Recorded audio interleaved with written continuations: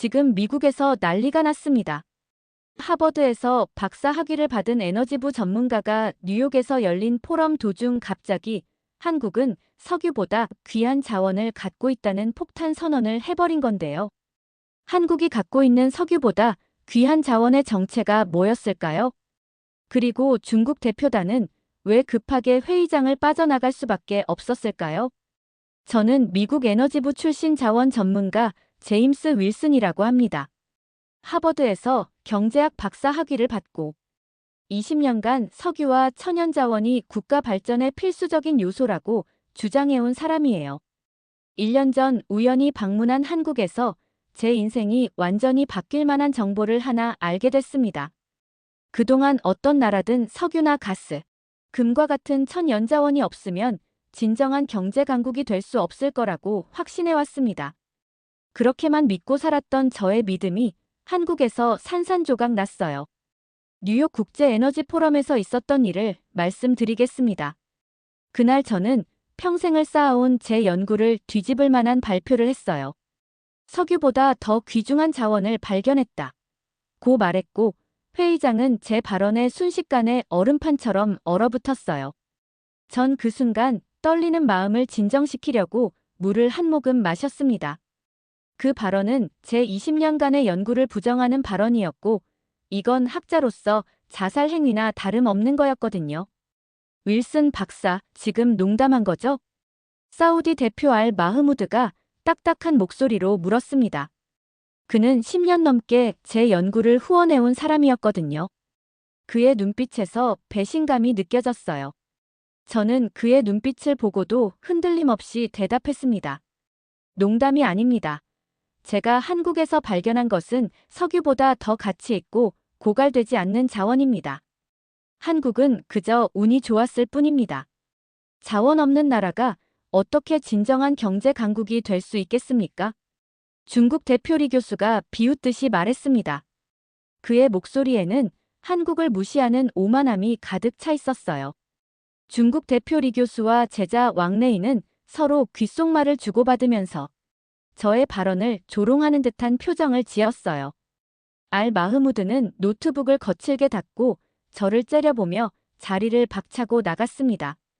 그 소리에 모든 참석자들의 시선이 쏠렸고 20년간 쌓아온 저의 인맥과 명성이 눈앞에서 무너져 내리는 순간이었어요.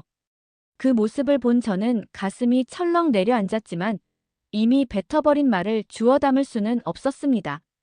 청중들은 갑자기 조용해졌습니다.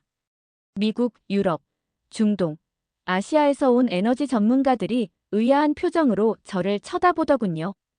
평소에 석유 패권론을 주장하던 제가 갑자기 180도 다른 이야기를 하고 있으니 당연한 반응이었습니다. 1년 전에 저는 한국의 부산에서 6개월 머물렀습니다. 해운 물류 시스템 연구를 위해서였어요. 그곳에서 우연히 제 생각을 완전히 바꾸는 경험을 하게 됐어요. 스크린에 부산항 전경을 띄웠습니다. 수많은 컨테이너와 대형 선박들, 크레인이 쉴 새 없이 움직이는 부산항의 모습이었습니다. 중국 대표 리 교수와 제자 왕래인은 자원과 영토 규모가 국가의 힘의 근원이라며 한국 성공을 우연이라고 계속 폄하했습니다. 그도 그럴게 중국은 내세울 것이 자원과 영토 규모밖에 없었거든요. 왕래인은 특히 거만한 태도로 바다는 자원이 아닌 단순한 통로이지 않냐고 주장했어요. 그들의 시선에서는 작은 나라 한국을 깔보는 듯한 오만함이 깔려 있었어요. 중국은 자원과 규모 모두 갖춘 나라입니다. 한국 같은 작은 나라 따위의 일시적인 성공은 우연에 불과해요. 리 교수가 기세등등하게 콧대 높은 목소리로 이야기했어요. 제 가슴에 분노가 일기 시작했습니다. 제가 부산에서 만났던 김영호 씨 가족들이 단번에 떠올랐어요. 그들에게서 배운 소중한 진실을 저 중국 교수 따위에게 외면할 수 없었어요. 그렇다면 왜 중국은 다른 나라의 자원과 바다를 탐내는 건가요? 왜 남중국해에서 불법 어업과 점유를 계속하는 거죠? 제가 조용히 물었고 제 물음에 회의장이 순식간에 얼어붙었습니다. 왕래이의 얼굴이 울그락불그락해졌습니다. 리 교수는 중국어로 뭔가를 지시했고 중국 대표단 몇 명이 불쾌한 표정을 대놓고 드러냈어요. 그러나 저는 무시하고 계속 이야기했습니다. 작년까지만 해도 저도 당신들의 이야기가 맞다고 생각한 사람입니다. 당신들 편이었죠.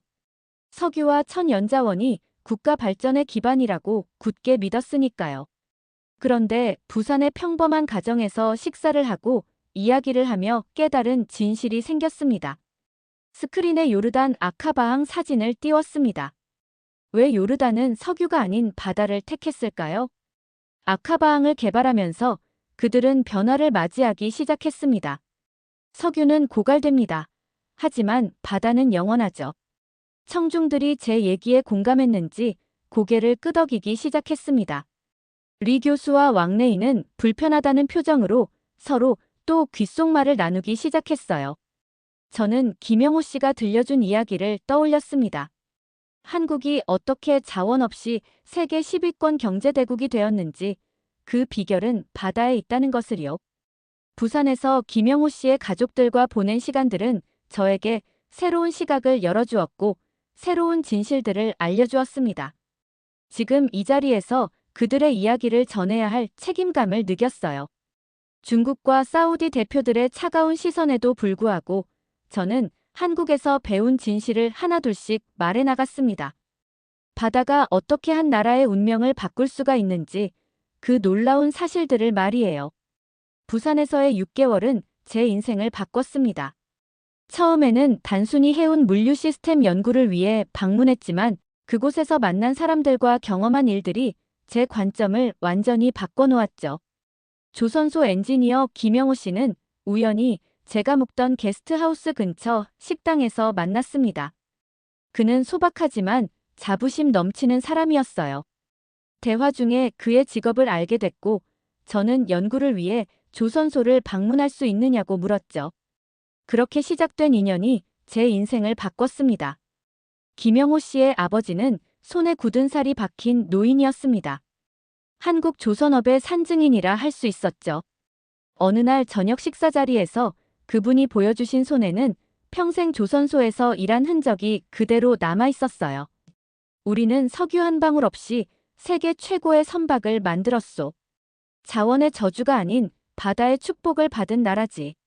김영호 씨의 아버지가 말씀하셨습니다.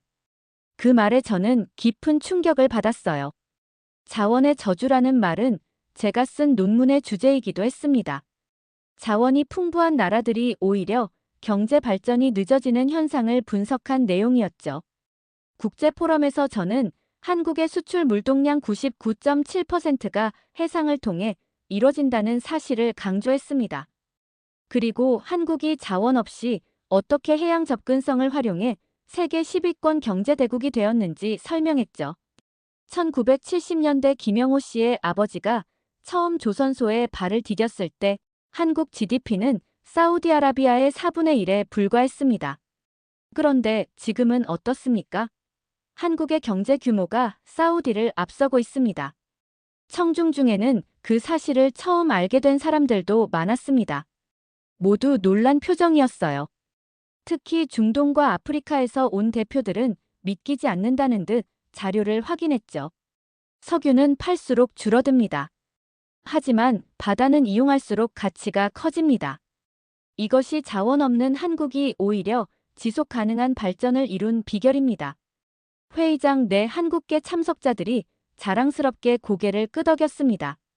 중국 대표단은 불편한 표정이었지만 다른 많은 참석자들의 눈빛에서 호기심과 공감을 볼 수 있었어요. 제 말이 그들의 고정관념을 조금씩 깨고 있다는 느낌이 들었습니다. 한국에서 보낸 시간은 저에게 새로운 세계를 열어주었습니다. 자원의 가치를 다시 생각하게 만들었죠. 바다가 주는 무한한 가능성을 깨닫게 된 순간이었습니다. 발표가 계속되는 도중 필리핀 학자가 손을 들었습니다. 남중국해 문제는 어떻게 보십니까? 중국의 해양 통제가 아시아 국가들에게 위협이 되고 있다고 생각하시는지요? 그 질문에 회의장 분위기가 긴장감으로 가득 찼습니다. 중국 대표단의 표정이 굳어졌고 리 교수는 날카로운 시선으로 질문자를 노려봤어요. 하지만 저는 이미 돌아갈 수 없는 강을 건너고 있었습니다. 남중국해 문제는 해양 자원의 가치를 보여주는 명확한 사례입니다. 중국이 말하는 21세기 해상 실크로드가 주변국들에게는 위협으로 다가오고 있습니다. 리 교수가 자리에서 벌떡 일어났습니다. 윌슨 박사, 당신은 지금 정치적 발언을 하고 있습니다. 이건 학술 포럼이지 정치 토론장이 아닙니다. 하지만 저는 계속했습니다. 한국에 머물며 배운 것은 바다가 단순한 물길이 아니라 국가의 생존과 번영을 좌우하는 핵심 자원이라는 점입니다. 한국은 바다를 통해 세계와 연결되어 있습니다. 왕래이가 갑자기 끼어들었습니다. 결국 모든 아시아 국가의 무역로는 중국의 영향력 아래 있습니다. 한국도 예외가 아니죠. 그 말에 회의장이 술렁였습니다. 이건 명백한 위협이었습니다. 한국이 중국의 통제 아래 있다는 주장에 제 가슴에서 분노가 치밀었어요. 부산에서 본 한국의 자부심과 독립성, 그리고 그들이 얼마나 열심히 일구어낸 성과인지 알기에 침묵할 수 없었습니다. 그것이 바로 미국 해군이 인도와 태평양에 주둔하는 이유이며 한국이 자체 해군력을 강화하는 이유입니다. 중국이 주장하는 역사적 권리는 현대 국제법에서 아무런 의미가 없습니다. 왕래이의 얼굴이 분노로 일그러졌습니다. 이건 서방의 식민지 사고방식입니다. 그가 소리쳤고 회의장의 긴장감은 최고조에 달했습니다. 저는 부산에서 김영호 씨와 서해에 낚시를 갔던 날을 떠올렸습니다. 그때 그가 들려준 중국 어선들의 불법 조업 이야기, 한국 어민들의 생존권을 위협하는 상황들이 머릿속을 스쳤어요. 평화로운 학술 포럼이 국제 분쟁 토론장으로 변해가고 있었지만 진실을 말해야 한다고 생각했습니다. 포럼 참가자들의 얼굴에는 다양한 감정이 교차했습니다. 호기심, 불안, 공감. 특히 동남아시아 국가들의 대표들은 제 말에 깊이 고개를 끄덕였습니다. 그들도 비슷한 상황을 겪고 있었기 때문이죠. 토론이 계속되는 가운데 청중 중 한 사람이 손을 들었습니다. 2016년 인천 앞바다에서 중국 어선과 한국 해양경찰 간의 충돌 사건에 대해 어떻게 생각하십니까? 그 질문에 중국 대표단이 불편한 기색을 보였습니다. 제게는 김영호 씨와 낚시하며 들었던 이야기가 생생하게 떠올랐어요. 제가 한국에 머물 때 김영호 씨와 서해에서 낚시를 했습니다. 그날 해양경찰 순찰선을 만났고 대원들은 중국 어선들의 불법 조업으로 인한 고충을 털어놓았죠. 리 교수가 불편한 표정으로 자세를 고쳤습니다. 왕래이는 계속 무언가를 메모하며 냉소적인 표정을 짓고 있었어요. 한국 해양경찰관이 들려준 이야기는 충격적이었습니다. 단속의 흉기로 대항하는 중국 어선들, 불법 조업으로 한국의 해양 생태계가 파괴되는 현실, 그리고 이것이 단순한 경제 문제가 아닌 주권의 문제라는 점이었죠. 중국 대표단 쪽에서 웅성거림이 들렸습니다. 리 교수가 짜증스러운 목소리로 끼어들었습니다. 그건 전통 어장입니다. 수백 년간 중국 어민들이 이용해온 곳이죠. 저는 고개를 천천히 저었습니다. 전통 어장이라는 주장보다 중요한 것은 국제법입니다. 배타적 경제 수역은 국제법상 한국의 정당한 권리입니다. 제가 한국에서 배운 것은 법과 원칙이 지켜질 때 약소국도 강대국과 공존할 수 있다는 사실입니다. 그 말에 회의장이 술렁였습니다. 중국 대표단은 격분했고 리 교수는 사실 왜곡이라고 항의했습니다.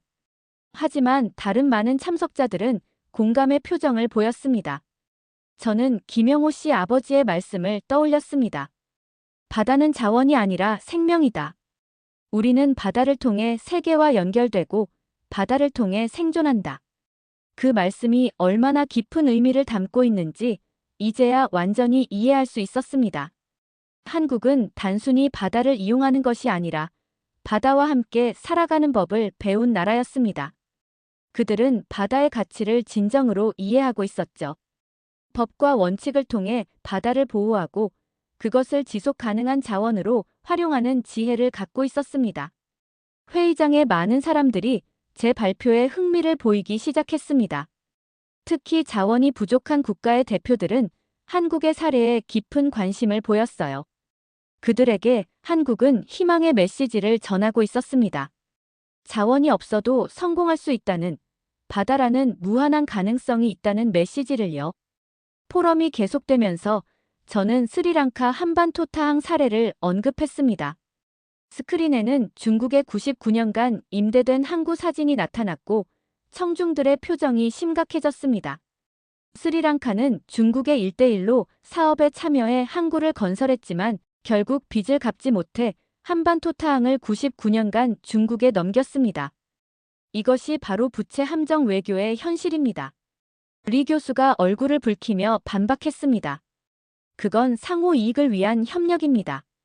중국은 개발도상국의 발전을 돕고 있을 뿐입니다. 저는 차분하게 답했습니다.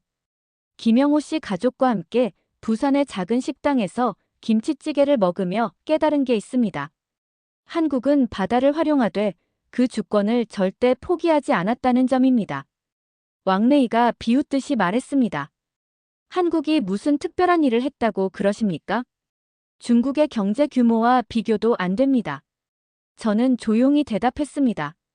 제가 한국 가정에서 받은 김치찌개 한 그릇이 사우디의 화려한 만찬보다 그리고 중국의 화려한 약속보다 더 값진 교훈을 주었습니다.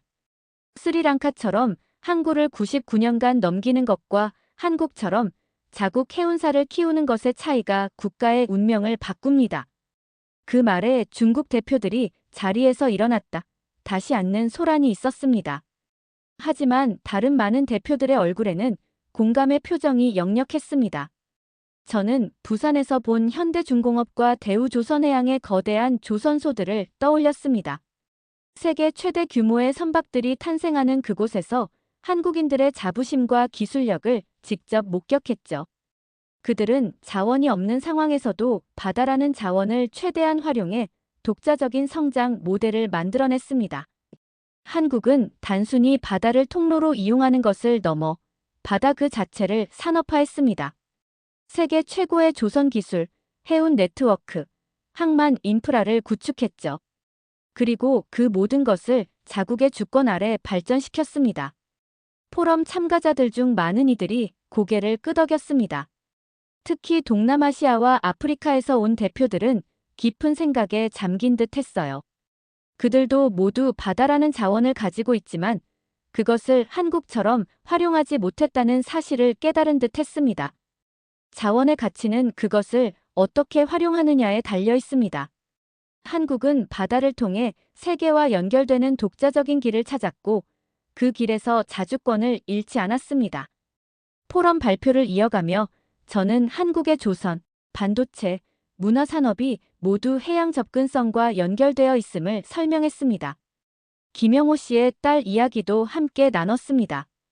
그녀는 한국 문화 콘텐츠 수출팀에서 일하고 있었죠. 김영호 씨의 딸은 제게 한국 드라마와 영화가 중동, 아프리카까지 퍼져나가는 과정을 설명해 주었습니다. 흥미로운 점은 이 모든 문화 콘텐츠가 바다를 통해 세계로 나간다는 사실입니다. 스크린에는 한국의 문화 수출 통계가 나타났습니다. 지난 10년간 600% 이상 성장한 놀라운 숫자였죠. 청중들의 눈이 커졌습니다. 우리는 보통 석유, 가스, 광물처럼 눈에 보이는 것만 자원이라고 생각합니다. 하지만 한국은 바다라는 통로를 통해 눈에 보이지 않는 문화자원을 수출하고 있습니다. 이것이 단순한 문화가 아닌 해양 네트워크를 통한 소프트 파워의 확장입니다. 왕래이가 중얼거리듯 말했습니다. 중국 문화도 5,000년 역사가 있습니다. 그게 무슨 대단한 일입니까? 저는 미소를 지으며 물었습니다. 그런데 왜 전 세계 사람들은 중국 문화보다 한국 문화를 더 즐기고 있을까요? 그 비결은 한국의 개방성과 창의성, 그리고 바다를 통한 세계와의 소통에 있다고 생각합니다. 청중 사이에서 웃음이 터져나왔고 왕래이의 얼굴이 붉어졌습니다. 리 교수는 불편한 표정으로 자세를 고쳤습니다. 저는 부산에 머물 때 김영호 씨의 가족과 함께 한국 드라마를 본 추억을 떠올렸습니다. 그들은 자랑스럽게 한국 드라마가 전 세계로 수출되는 이야기를 들려주었죠. 처음에는 그것이 바다와 무슨 관련이 있는지 이해하지 못했지만 이제는 명확했습니다. 한국의 반도체, 스마트폰, 자동차, 문화 콘텐츠 모두 바다를 통해 세계로 나갑니다. 이런 산업이 발전할 수 있었던 것은 한국이 바다를 통해 세계와 연결되어 있기 때문입니다. 중국의 규모 중심 전략과 한국의 품질 중심 전략의 차이점도 설명했습니다. 한국은 작은 나라지만 고품질 전략으로 세계 시장에서 성공했습니다. 그 성공의 핵심에는 항상 바다가 있었죠. 석유는 고갈되지만 문화는 확산될수록 가치가 높아집니다. 한국은 바다를 통해 자신들의 문화와 기술을 세계로 전파하며 새로운 형태의 지속 가능한 자원을 만들어내고 있습니다. 청중 중 많은 사람들이 공감의 표정을 지었습니다. 특히 자원이 부족한 국가의 대표들은 깊은 관심을 보였어요. 그들에게 한국의 사례는 새로운 발전 모델의 가능성을 보여주고 있었습니다. 포럼이 진행될수록 제 주장에 호응하는 사람들이 늘어갔습니다. 평생 석유와 천연자원의 가치만 강조해온 제가 바다의 가치를 역설하는 모습에 많은 사람들이 놀라워했지만 동시에 깊이 공감하기 시작했습니다. 포럼의 마지막 순서로 저는 한국에서 보았던 친환경 에너지, 디지털 인프라, 방산 수출 등 해양 기반 미래 산업을 소개했습니다. 스크린에는 한국의 해상 풍력 단지와 친환경 선박 건조 현장이 나타났습니다. 제가 부산에 머물 때 본 것은 단순한 항구 도시가 아니었습니다. 그곳은 미래를 준비하는 도시였습니다. 한국은 이미 친환경 선박과 해상 풍력 발전에 큰 투자를 하고 있습니다. 청중들은 진지한 표정으로 경청했습니다. 특히 친환경 에너지에 관심 있는 유럽 대표단의 시선이 빛났습니다. 한국이 석유 한 방울 없이 세계 방산 수출 강국으로 성장한 것도 주목할 만합니다. 그들은 바다를 통한 안보의 중요성을 누구보다 잘 이해하고 있습니다. 리 교수가 불편한 표정으로 끼어들었습니다. 윌슨 박사, 이제 그만 한국 찬양을 멈추시죠. 모든 나라는 자신만의 발전 경로가 있습니다. 저는 고개를 끄덕였습니다. 맞습니다. 하지만 제가 강조하고 싶은 것은 자원의 개념을 다시 생각해봐야 한다는 점입니다. 제가 부산에서 만난 평범한 한국인 가족은 미국도 부러워할 자원을 가지고 있었습니다. 그것은 바로 한계 없는 시야와 바다를 통한 무한한 가능성입니다. 회의장이 조용해졌습니다. 모든 사람들이 제 말에 집중하고 있었습니다. 우리 미국이 한국에게서 배워야 할 것은 자원이 없어도 세계 강국이 될 수 있다는 불굴의 의지와 혁신 정신입니다. 한국의 조선 기술, 반도체 산업, 방위 산업은 이미 세계 최고 수준에 도달했습니다. 제 목소리가 감정에 약간 떨렸습니다. 부산에서 만난 김영호 씨 가족과의 추억, 그들에게서 배운 소중한 교훈들이 떠올랐기 때문입니다. 내 조국 미국도 이제는 한국을 단순한 동맹국이 아닌 배워야 할 스승으로 봐야 할 때입니다. 오늘 저는 20년간의 제 연구를 부정합니다. 석유는 고갈되면 끝이지만 한국이 보여준 바다의 가능성은 끝이 없습니다. 발표를 마치자 중국 대표단을 제외한 모든 청중이 기립박수를 보냈습니다. 많은 대표들이 한국에게서 배워야 한다는 취지의 환호를 보냈습니다. 특히 자원이 부족한 국가들의 대표들은 눈빛이 달라져 있었습니다. 그들에게 한국의 사례는 희망의 메시지였습니다. 포럼이 끝난 후 놀랍게도 사우디 대표 알 마흐무드가 제게 다가왔습니다. 처음에는 그가 저를 비난하러 온 줄 알았습니다. 하지만 그의 얼굴에는 진지한 표정이 있었습니다. 윌슨 박사, 당신 말이 맞습니다. 우리도 석유 이후의 시대를 준비해야겠군요. 한국처럼 말이에요. 그 순간 저는 제 발표가 단지 학술적인 것이 아니라 실제로 세계를 바꿀 수 있는 메시지라는 것을 깨달았습니다. 한국에서의 경험은 제 인생을 바꿨고 이제 그 경험을 통해 다른 사람들의 생각도 바꾸고 있었습니다. 바다는 석유보다 귀한 자원이었습니다. 그리고 한국은 이미 그 사실을 알고 세계를 향해 나아가고 있었죠. 저는 그 놀라운 여정의 증인이 되었고 이제 그 이야기를 세계에 전하고 있었습니다. 한국의 소중한 자원을 깨닫고 전 세계 사람들에게 널리 알린 윌슨의 이야기는 여기까지입니다. 윌슨 박사의 의견에 동의하시는 분들은 댓글로 생각을 공유해주세요.